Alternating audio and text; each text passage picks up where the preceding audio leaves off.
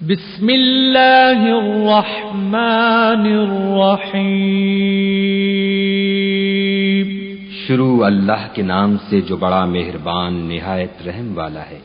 والسماء والطارق، آسمان اور رات کے وقت آنے والے کی قسم۔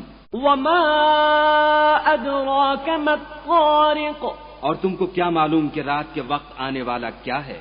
النجم الثاقب، وہ تارا ہے چمکنے والا۔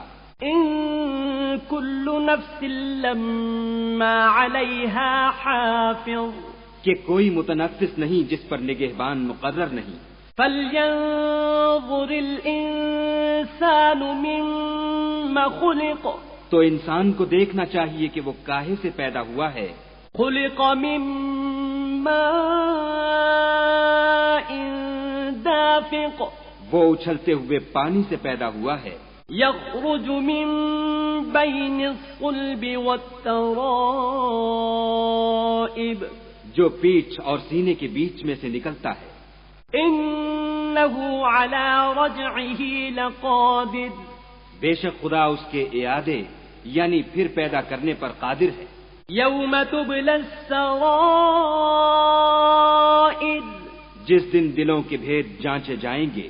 فما له من قوة ولا ناصر، تو انسان کی کچھ پیش نہ چل سکے گی اور نہ کوئی اس کا مددگار ہوگا۔